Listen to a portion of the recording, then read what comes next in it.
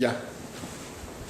In this case of cardiomyopathy, part of the septum dividing the ventricles is interfering with the normal emptying of one of them. This is one variety of the condition called hypertrophic obstructive cardiomyopathy, HOCM.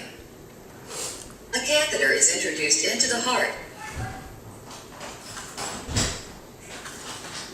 and through it, concentrated alcohol is applied to the abnormal area, shrinking it, allowing the heart to function normally.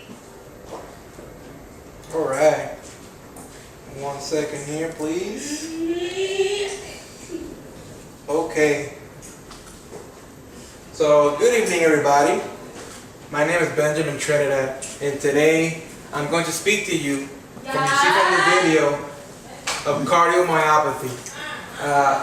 Why I chose this topic is because in my family, unfortunately, some of my family members have been affected with this disease and are currently living with the disease.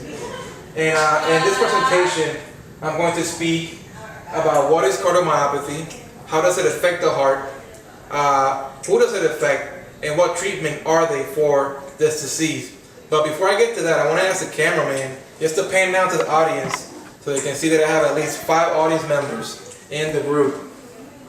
Hello, everybody. All right. So cardiomyopathy. What is cardiomyopathy?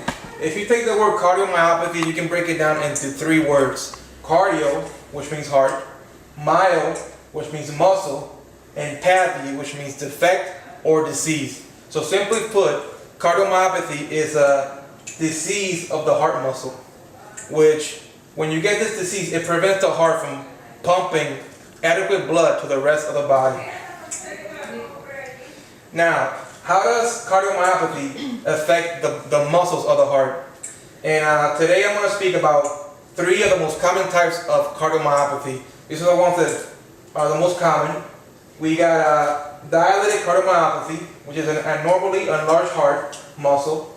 Hypertrophic cardiomyopathy, which is an abnormally thick heart muscle.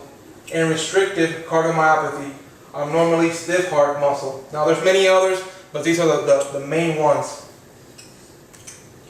In dilated cardiomyopathy, if you can see here in the drawing, you got a healthy heart over here, and over here you got a heart that's affected with dilated cardiomyopathy. If you see the ventricle right over here, it's greatly enlarged from the normal heart.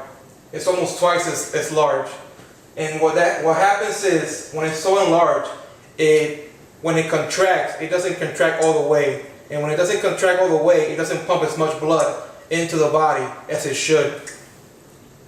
So, when it's a healthy heart, when it's a good squeeze, and it pumps more blood out to the body. But when it's like here, you can see how it just makes it harder to pump blood. You got hypertrophic cardiomyopathy, and you see the difference here is that instead of the muscle being enlarged, the muscle wall thickened. And if you see the ventricle, how small it is compared to the normal heart, which means that when blood comes here, it's not going to fill up as much as this one over here. And the less blood you have in the ventricle, the less blood is going to pump through the heart. And the third most common is called restrictive cardiomyopathy. Now in this cardiomyopathy, the muscle walls become stiff and rigid. Okay? So, which makes the heart much harder to contract because it's so stiff and rigid. I give you guys some balloons and some oranges, and I'm gonna just a visual aid just to kind of give you an example of the difference. In one hand you got the balloon, and I want you to think that that's a healthy heart. So I want you to squeeze the balloon, and you can see how easy it is, how pliable it is when you squeeze it, right? So you get a good squeeze, and with a good squeeze, you can pump more blood into the body. Now, on the other hand, you have an orange, a stiff heart orange. Now I want you to squeeze that. Now you feel the difference? Mm-hmm. Now that's what happens to the heart when it has restrictive cardiomyopathy. Can you squeeze it all the way like the balloon? No, you cannot. So when you cannot squeeze it all the way, you're not going to pump a lot of blood into the body. Now, there are many cardiomyopathies that affect the heart, and they all affect the heart in a different way.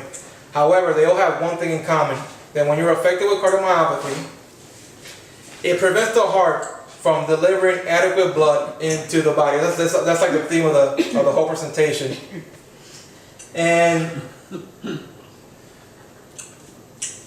how much blood is pumped from the ventricles to the body, the exact number of the measurement is called ejection fraction.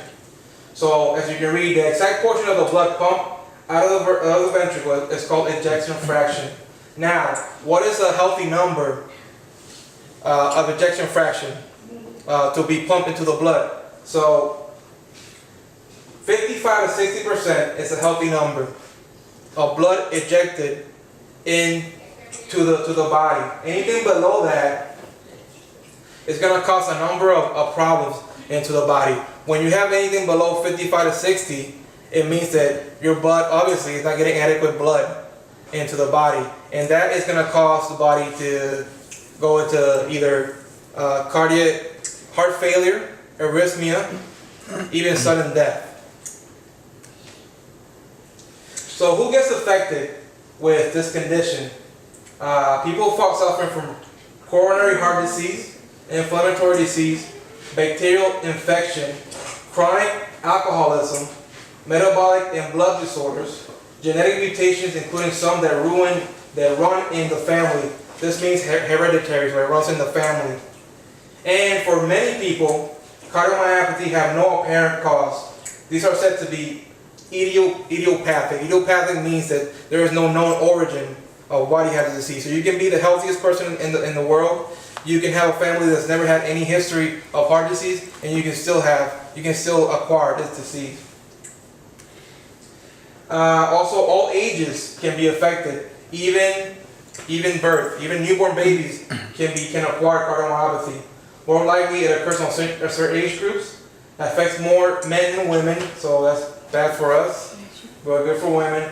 And in people of certain ethnic groups. Now, once you have cardiomyopathy, how are you treated? What are the treatments to manage this condition? Now, first of all, I just want to say there is no known cure of cardiomyopathy. Once you acquire this disease, you most likely will live with it for the rest of your life. So some of the treatments include medicine. The doctor might prescribe medicine that will lower your blood pressure or regulate your heart rhythms. Surgery, some surgeries that implant devices to correct arrhythmia like pacemakers. And in more severe cases where cardiomyopathy is so advanced and it can't be treated, you have a heart transplant. That's like pretty much the most major procedure can be done with cardiomyopathy. And lifestyle changes. So if you're a smoker, you're probably going to have to stop smoking. If excessive drinking needs to be quit, you have to do things that are not so stressful to your life. So, because with cardiomyopathy, when you cannot, the heart cannot pump enough blood into the body, it means that the heart has to work twice as much. So adding stressful situations to the heart, it makes it even worse. All right. And perhaps the most important lifestyle change is a good diet and implemented workout regimen into your life. And even though you have cases of sudden deaths, people have died from this disease. For most people, if treated properly, you can live a long and full life.